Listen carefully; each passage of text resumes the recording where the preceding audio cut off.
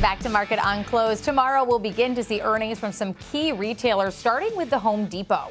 The company is expected to report adjusted earnings per share of $3.81 on revenue of just under $41 billion. Comparable store sales are expected to rise more than 1%, about 1.5%, with an average ticket of $89.20. Shares are down almost 7% on the year, though, as there's a lot of question about whether or not people are tightening their wallets when it comes to doing home improvement projects. So we will get some insight there when Home Depot reports. But right now it's time for Options Corner. Of course, we're taking a look at Home Depot in advance of their earnings. Joining us now, Rick Ducat, our lead market technician here on Schwab Network, to take a closer look at Home Depot.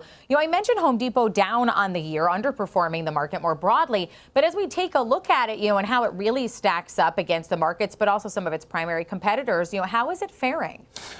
In a word, not great. It's been kind of a rougher year for this particular company. And really what that means, though, is that Lowe's is not doing great either. So you can see Home Depot down about 13% versus its consumer discretionary sector up almost 6%, S&P up almost 13%. But really what I was trying to say, though, you can see that the charts of Home Depot and Lowe's are extremely similar here. We can look at our correlation study here, the degree to which the two stocks move in tandem. It's almost perfectly correlated. They move almost in unison with each other. So be on the lookout for any discrepancies in this relationship here, and also probably expect a sympathy move from Lowe's tomorrow. And also, Lowe's reports its own earnings on Thursday's pre-market as well. So it's going to be a big week for this kind of sector of two, I guess you could call it. Yeah, and Home Depot is an interesting one because we don't get a ton of headlines off of them. They're not really a headline-driven stock. We get more of this commentary on how the consumer is spending and if they're deferring at home improvement projects or anything to do with its competitors like Lowe's primarily.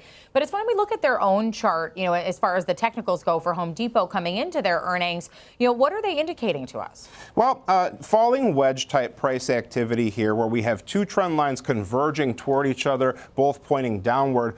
Typically, this would be regarded as more of a bullish setup here, but really it can go either way. What you're looking for will be a push beyond either trend line. In this case, though, we are experiencing more of a downside breakout here. Now, I wouldn't really put too terribly much emphasis on this as we are about to head into earnings, but still, if you had a bullish outlook, that's really not exactly what you'd want to see here. Notice now that our next low point here around 352.46 stands out as possible support. We also had a repeated boundary down here near 345. We did have a big push beyond that point during the tariff news shock, but after things stabilized, that seemed to be a more consistent low point once again. A couple other things to consider here. We're below our moving averages. They're all trending lower. Our faster ones are starting to cross below the slower ones. Again, not really the greatest signs of trend here if you had a bullish outlook.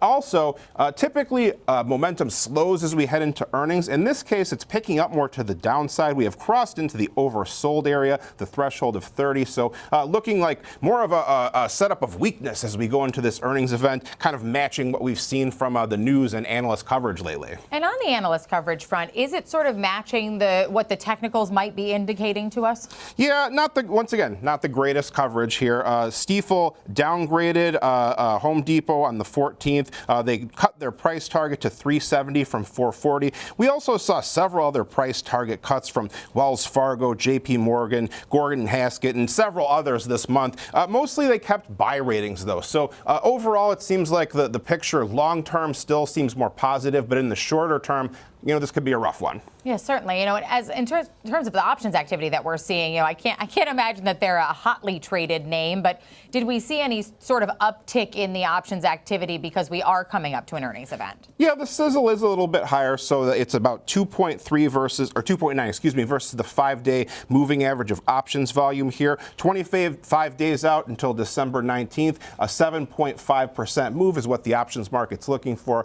So that upper boundary here near 380 lines up with many of our technical indicators here. Meanwhile, that lower boundary matches up with our -2 standard deviation channel there. But, really what we could see here is a setup of, as you said, not the biggest trading activity in this name here. About 415 would be the strikes on the call side with the highest level of open interest activity, about 2.4 thousand. Highest put would be 350.